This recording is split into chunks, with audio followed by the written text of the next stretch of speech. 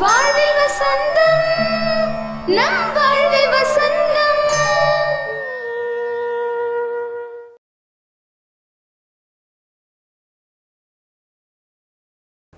வணக்கம் நேயர்களே. இதயத்தின் சின்னம் அன்பு. நம்ம அடுத்தவங்க மேலே காட்டுறது பிறர் அன்பு, நம்ம மேலே காட்டுறது சுய அன்பு, கடவுள் மேலே காட்டுறது தெய்வீக அன்பு. அந்த அன்பை முழுமையாக காட்டும்போது தான் அதனுடைய ஆழம் நமக்கு தெரியும். அந்த அன்பை எப்படி காட்டுறது, இதயத்தை எப்படி பராமரிக்கிறது, இதை சொல்ல வர்றாங்க நம்ம சிஸ்டர். கேட்போமா? ஓம் சாந்தி. இன்றைக்கு நான் உங்களோட இதயத்தை எப்படி ஆரோக்கியமாக பராமரிப்பது இதை பற்றி சில கருத்துக்களையும் சில ஆலோசனைகளையும் உங்களோட நான் பகிர்ந்து கொள்ள வந்திருக்கிறேன். பாருங்க, எல்லோருக்குமே ஆரோக்கியமான இதயம் வேண்டும். ஏன்னா இதயம் நம்முடைய சுவாசம் எப்படி வாழ்க்கைக்கு முக்கியமானது, அதே போல ஆரோக்கியமான இதயம் கூட ஆரோக்கியமான வாழ்க்கைக்கு மிக அவசியமானதாக இருக்கும்.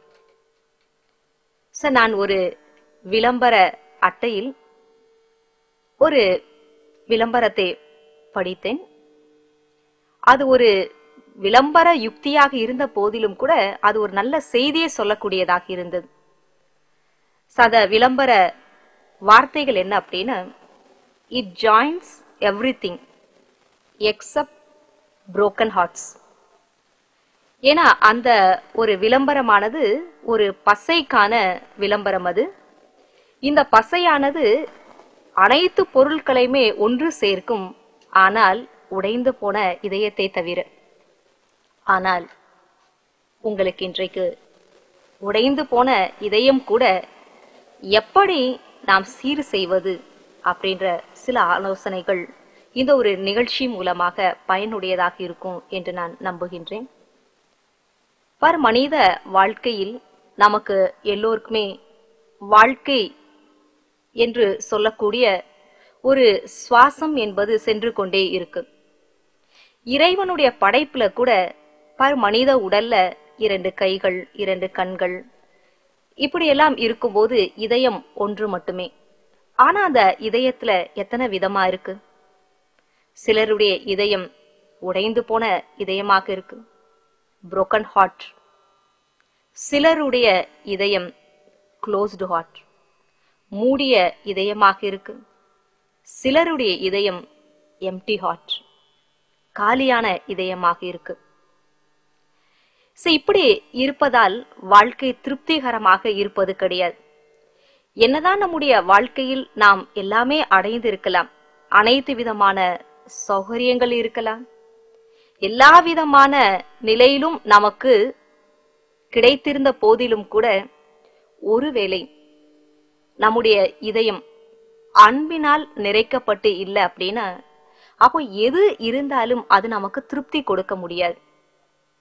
ஆகையினால்தான் இன்றைக்கு உலக வரலாற்றில் 1997 ஆகஸ்ட் மாதம் உலகத்தையே அதிர்ச்சியில் கொண்டு வந்த ஒரு நாள். அதுதான் பிரின்சஸ் டயானாவினுடைய திடீர் மரணம். ஒரு விதத்துல பார்த்தோம் அப்படின்னா, பிரின்சஸ் டயானாவுக்கு அனைத்துமே கிடைத்திருந்தது. அவரிடம் இல்லாதது எதுவுமே இல்லை அப்படின்ற அளவுக்கு அவங்க இருந்தாங்க. ஆனா அவங்களுடைய வாழ்க்கையில ஒன்று மட்டும் மிஸ் ஆகி இருந்தது. அந்த ஒன்று என்ன? அதுதான் உண்மையான அன்பு. ஏன்னா எங்கே உண்மையான அன்பு கிடைக்கவில்லையோ அங்கே எதுவுமே திருப்தி கொடுக்க முடியாது. எங்கே உண்மையான அன்பு இருக்குமோ அங்கே அனைத்துமே நிறைந்து போய் இருக்கும். ஆகையினால நம்முடைய இதயமானது அன்பினால் நிறைந்து இருக்கணும் அப்படின்னா அதற்கு நாம் செய்ய வேண்டியது என்ன? இன்னைக்கு மருத்துவ உலகத்துல ஏற்படக்கூடிய அந்த நோய்களை பற்றி சொல்லும் போது இந்த ஒரு வார்த்தை குறிப்பிடுறது உண்டு. சைக்கோசோமாட்டிக் டிசீஸ் அப்படின்னு சொல்றாங்க, அல்லது சைக்கோபிசியாலஜிக்கல் டிசீஸ் அப்படின்னு குறிப்பிடுறாங்க. அதாவது இன்னைக்கு அதிகமான நோய் எதை சார்ந்து இருக்கு அப்படின்னா இதயத்தை சார்ந்து இருக்கு. இதய நோய்தான் அதிகமானதாக இருக்கு. ஏன் காரணம்? எதனால இது அதிகமாக இருக்கு? மருத்துவ உலகத்திற்கே இது ஒரு சேலஞ்சிங்காக கூட இருக்கிறத நாம் பார்க்கின்றோம்.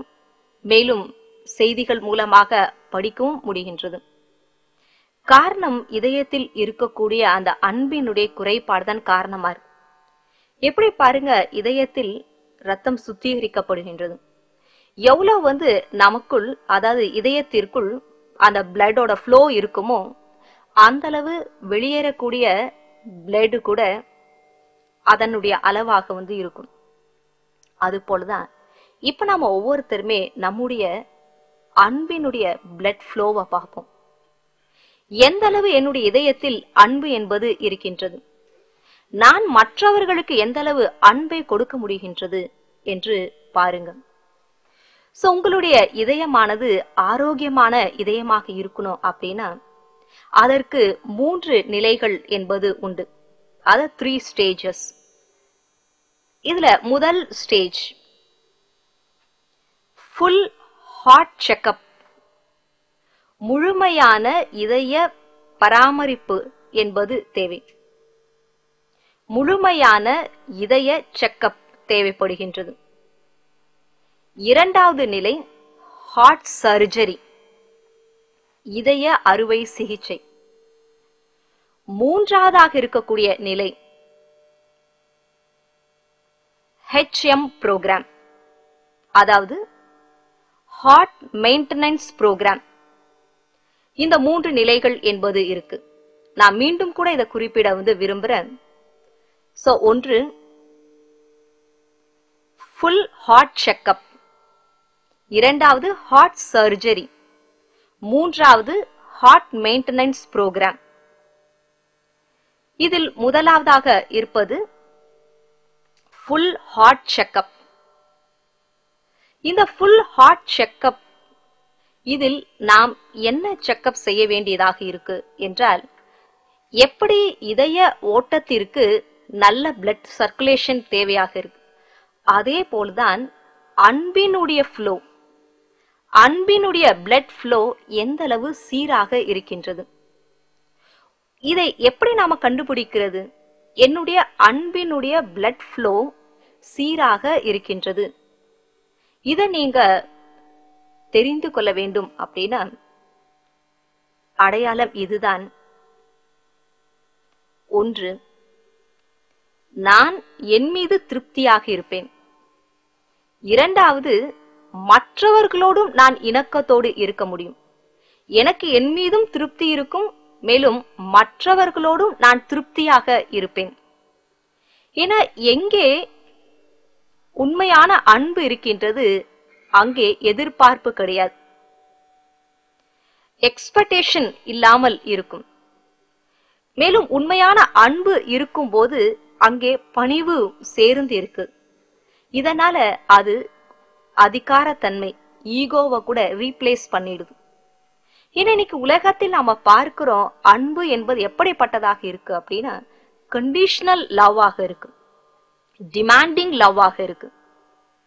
ஏன்னா என்ன சொல்றாங்க, என்னுடைய இதயத்தில் நீங்க நிறைஞ்சிருக்கணும் அப்படின்னா நீங்க இப்படி இருக்க வேண்டும், இப்படியெல்லாம் நடந்து கொண்டால், இப்படியெல்லாம் இருந்தால் நான் உங்களுடைய நினைவை என்னுடைய இதயத்தில் வைத்திருப்பேன். ஆகையினால ஒரு எதிர்பார்ப்பு கொண்ட அன்பாக இருக்கின்றது. இந்த எதிர்பார்ப்பு கொண்ட ஒரு அன்பு காரணமாக ஒருத்தர் மற்றொருத்தருக்குள் நல்ல ஒரு இணக்கம் என்பது இல்லாமல் இருந்தது. ஆகையினால இப்போ நான் எந்த அளவு அன்பிற்குரிய ஒரு இதயத்தோடு இருக்கின்றேன் என்பதை நீங்க பாருங்க. ஏன்னா அன்பு நிறைந்திருக்கக்கூடிய இதயமானது நிறைவோடு இருக்கின்றது, பர்ஃபெக்டா இருக்கு.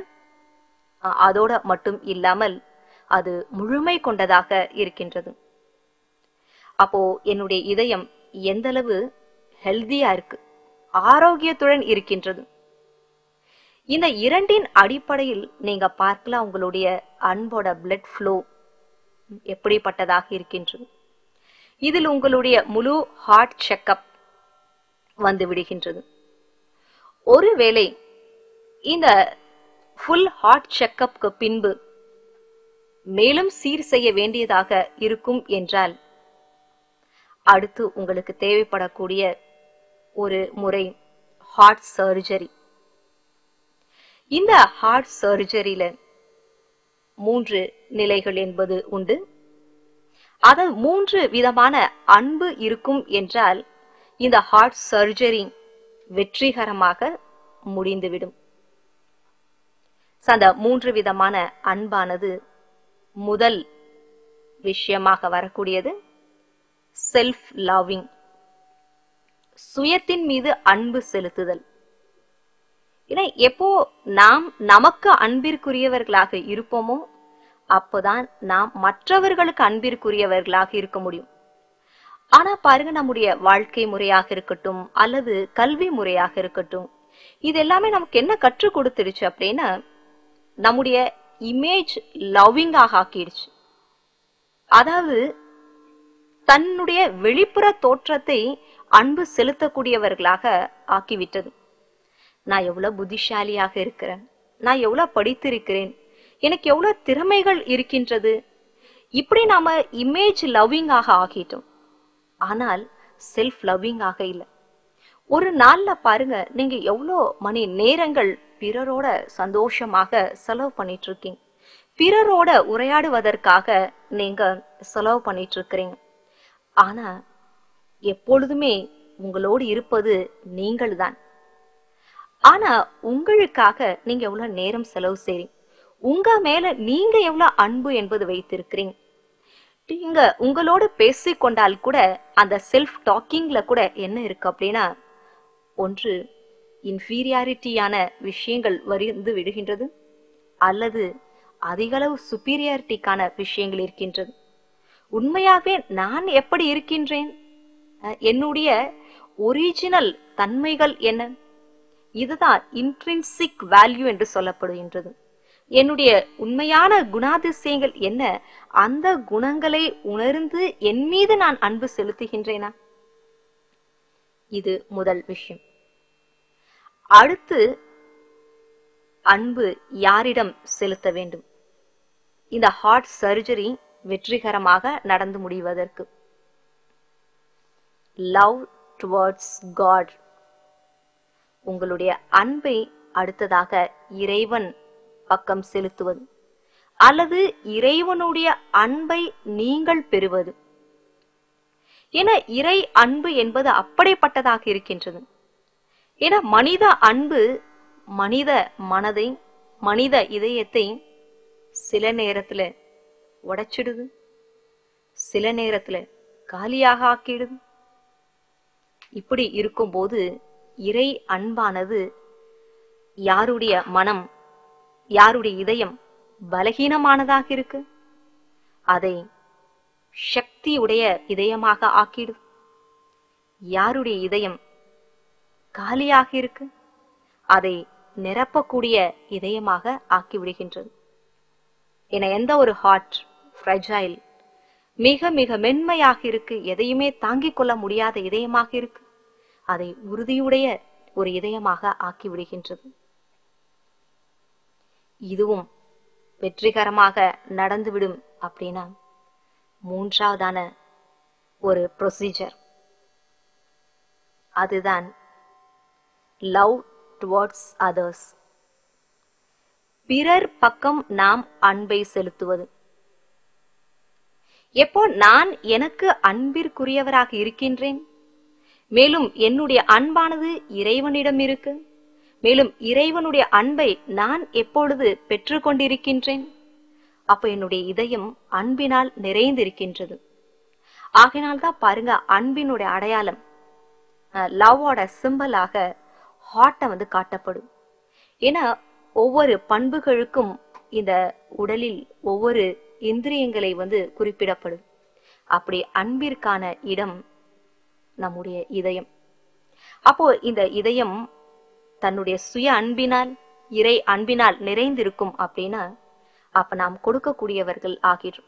ஏன்னா நாம் என்ன வைத்திருக்கிறோமோ அதை நாம் கொடுப்பவர்களாகவே இருப்போம். ஆகினால் பிறருக்கு நாம அன்பை கொடுக்கக்கூடியவர்களாக ஆகிவிடுவோம். எப்போ நீங்க மற்றவங்களுக்கு அன்பை கொடுக்கக்கூடியவர்களாக ஆகிடுறீங்க, அப்போ அது உங்களுடைய இதயத்தை ஹீல் பண்றது மட்டும் கிடையாது, மற்றவர்களுடைய இதயத்தை கூட ஹீல் பண்ணக்கூடியதாக ஆகிடும். ஏன்னா அன்புக்கு மட்டும்தான் அந்த ஹீலிங் எஃபெக்ட் அப்படின்றது இருக்கு. உலகத்தையே ஆட்டி படைக்கக்கூடிய மிகப்பெரிய சக்தி எது அப்படின்னா அதுதான் அன்புன்னு சொல்லணும். ஏன்னா அன்பு என்று சொல்லக்கூடிய அந்த 3 எழுத்து பாருங்க, தமிழ்ல 3 எழுத்துக்களாக இருக்கு, ஆங்கிலத்தில் 4 எழுத்துக்களாக இருக்கு லவ், அதுவே ஹிந்தியில் பிரேம் என்று குறிப்பிடப்படுது 2 எழுத்து. ஆனால் அதற்கு எவ்வளவு சக்தி என்பது இருக்கு. எப்படிப்பட்டவர்களையும் கூட அன்பு மூலமாக நாம் மாற்றிவிட முடியும். அப்போ இந்த 2வது நிலையில் இருக்கக்கூடிய ஹார்ட் சர்ஜரியில் 3 ப்ரொசீஜர், 3 சர்ஜரியினுடைய ப்ரொசீஜர் என்பது இருக்கு. செல்ஃப் லவ்விங், சுயத்தின் மீது அன்பு செலுத்துதல். 2வது இறைவன் பால் அன்பு நாம் பெறுவது. 3வது பிறருக்கு அன்பை கொடுப்பது. இதுவும் வெற்றிகரமாக முடிந்துவிடும் என்றால் நிச்சயமாக உங்களுடைய இதயம் நன்றாகவே இருக்கும், ஆரோக்கியமாக இருக்கும். சாகையினால நீங்க இன்று மட்டும் கிடையாது, என்றுமே அனைவரையுமே நீங்கள் பராமரிக்க வேண்டும் அப்படின்னா உங்களுக்கு இன்றைக்கு நான் ஒரு சிறிய பரிசை கூட கொடுக்கிறேன். நீங்க எங்கே சென்றாலும் இந்த ஹார்ட் மெயின்டெனன்ஸ் டூல் கிட் நீங்க கொண்டு செல்லுங்க. இந்த ஹார்ட் மெயின்டெனன்ஸ் டூல் கிட்ல உங்களிடம் 5 டூல்ஸ் இருக்க வேண்டியது அவசியமானது. ஆகினால் அந்த 5 டூல்ஸை நீங்க செக் பண்ணிக்கோங்க. அது உங்களுக்கும் மற்றவர்களுக்கும் பயனுடையதாக இருக்கும். முதல் டூல், முதல் சாதனம் என்பது இதுதான், ஃபர்கிவ்னஸ் டூல். அதாவது இந்த ஒரு டூல் உங்களுக்கு எதற்கு பயனுடையதாக இருக்கும் அப்படின்னா, உங்களுடைய கடந்த கால வாழ்க்கையில் கடந்த விஷயங்களுடைய சம்பவங்கள் உங்களுடைய மனதை பாதித்திருக்கு அப்படின்னா அதை மறப்பதற்கு இது மிக உதவியாக இருக்கும். 2வதாக இருக்கக்கூடிய டூல் ரெஸ்பெக்ட் டூல். எப்போ நீங்க கடந்த விஷயத்தை மறந்துடுறீங்க, நீங்க இலகுவான நிலையில் இருப்பீங்க, அப்போ செல்ஃப் ரெஸ்பெக்ட் இருக்கும், சுய மரியாதை என்பது உங்கள் மீது இருக்கும். மேலும் மற்றவர்களுக்கு நீங்க அன்பு கொடுக்கக்கூடியவர்கள் ஆகிவிடுவீர்கள். இது 2வதாக இருக்கக்கூடிய டூல். 3வதாக இருக்கக்கூடிய டூல் குட் விஷஸ். இந்த ஒரு டூல் உங்களுக்கு எதற்கு பயன்படும் என்றால் அனைவரையுமே உங்களுடைய நெருக்கத்தில் கொண்டு வருவதற்காக மிக பயனுடையதாக இருக்கும். அடுத்து 4வதாக இருக்கக்கூடிய டூல் என்பது கோஆபரேஷன் டூல். இந்த கோஆபரேஷன் டூல் பிறருக்கு ஒத்துழைப்பு கொடுப்பதற்காக. இந்த 4ஐ விட நீங்கள் எப்பொழுதுமே உங்களிடம் பாதுகாப்பாக கவனத்தோடு வைத்திருக்க வேண்டியது த மெடிடேஷன் டூல். தியானம் என்பது உங்களுடைய இதயத்தை குணமளிக்கக்கூடிய ஒரு சாதனமாக இருக்கின்றது. சாகையினால் இந்த ஒரு டூலை நீங்க பயன்படுத்தணும், அதை கையாளக்கூடிய முறையை தெரிஞ்சுக்கணும் அப்படின்னா நீங்க அவசியம் பிரம்மா குமாரிகள் தியான நிலையத்தினுடைய ஏதாவது ஒரு கிளை நிலையத்திற்கு சென்று அதற்கான வழிமுறையை கற்றுக்கொள்ளுங்கள். ஆரோக்கியமான மகிழ்ச்சியான அன்பு நிறைந்த இதயத்தோடு வாழுங்கள் என்று கூறிக்கொண்டு ஓம் சாந்தி. நல்ல இதயம் நல்ல வாழ்க்கையை தேடித்தரும். ஆரோக்கியமான இதயமாக இருக்க வேண்டுமானால் நம்ம என்ன செய்யணும்? தியானத்தினுடைய அனுபவத்தை ஷேர் பண்ணிக்க வராரு, கேட்போமா?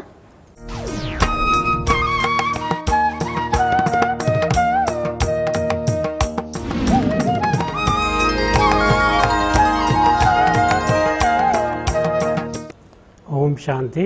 என் பேர் புருஷோத்தம். ஒரு ரிட்டைல் பிஸ்னஸ் நான் பண்ணிகிட்டே இருக்கிறேன். 25 வருஷம் மூலமாக இந்த ராஜயோகா தியானம் பயிற்சி நான் பண்ணிகிட்டே இருக்கிறேன். 1983 ஒரு யூனிவர்சல் பீஸ் கான்ஃபரன்ஸ் சென்னையில் நடந்தது. அதை பார்த்து நான் இந்த தொடர்பில் வந்ததேன். அங்கே நான் 7 days கோர்ஸு எடுத்தேன். அந்த கோர்ஸ் பிறகு இந்த கோர்ஸ் முன்னாடி வந்து என் லைஃப்பில் நிறைய டென்ஷனும் மனசு குழப்பம் இருந்தது. ஃபிசிக்கல் ஹெல்த் ரொம்ப ப்ராப்ளம் இருந்தது. அதுக்காக நான் நிறைய ஹாஸ்பிட்டல் டாக்டர்ஸ் எல்லாம் பார்த்தேன். பட்டு எனக்கு ஒரு திருப்தியான அங்கே ஒரு ட்ரீட்மெண்ட் கிடைக்கல. இந்த கோர்ஸ் எடுத்த பிறகு எனக்கு மனசில் ரொம்ப அமைதி கிடச்சிது. ஃபிசிக்கல் ஹெல்த்தும் ரொம்ப நல்லா இருந்தது. என் கூட என் ஃபேமிலி மெம்பர்ஸும் இந்த ராஜயோகா மெடிடேஷன் கோர்ஸ் எடுத்தாங்க. அவங்களும் ரொம்ப நல்லா சந்தோஷமாக ஃபீல் பண்ணுறாங்க. நீங்களும் இந்த மாதிரி ஃபேமிலியோட இந்த ராஜயோகா மெடிடேஷன் கிளாஸஸ் எடுத்தாக்க உங்கள் லைஃப் ரொம்ப நல்லபடி சந்தோஷமாக இருக்கும். ஃபேமிலி நீங்கள் ஒற்றுமையோட அன்போடு நீங்கள் நடத்த முடியும். ஓம் சாந்தி.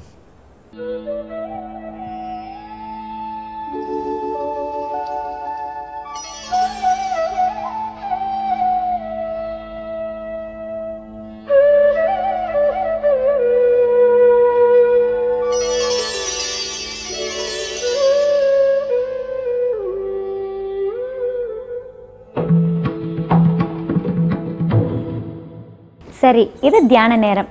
நம்மளும் தியானம் செய்யலாமா?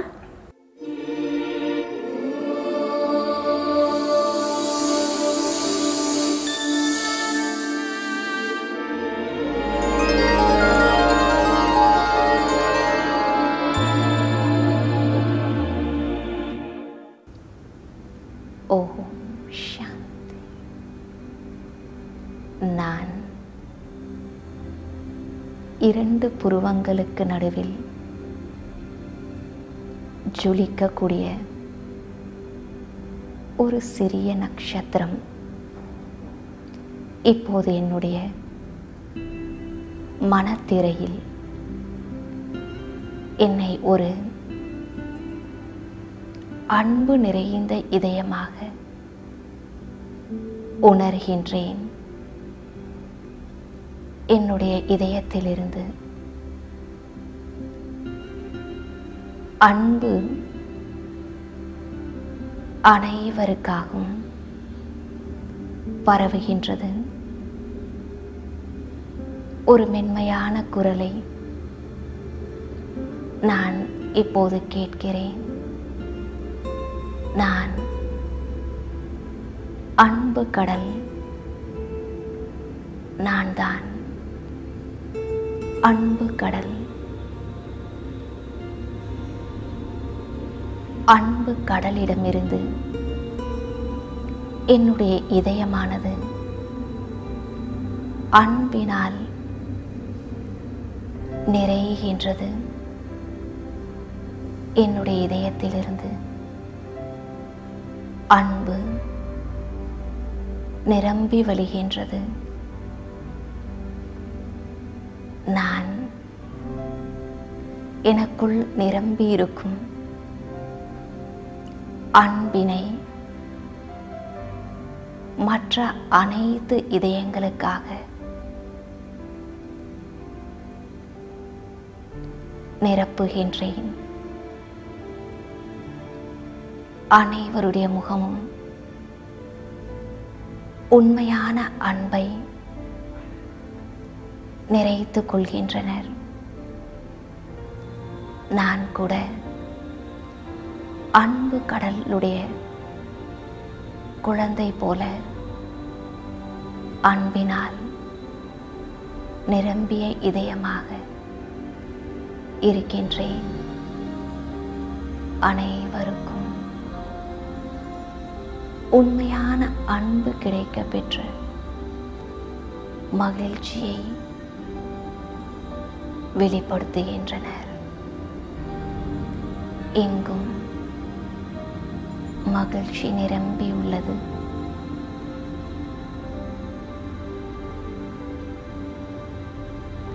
ஓம் சாந்தி. ஓம் சாந்தி. ஓம் சாந்தி. நீங்களும் நானும் வசந்தத்துடன் மீண்டும் அடுத்த நிகழ்ச்சியில் சந்திப்போம். நன்றி, வணக்கம். வாழ்வில் வசந்தம், நம் வாழ்வில் வசந்தம், நிலையான மனதுக்கு ஞானம் தரும் வசந்தம் வளமான வாழ்வுக்கு வழிகாட்டும் வசந்தம் வாழ்வில் வசந்தம் நம் வாழ்வில் வசந்தம்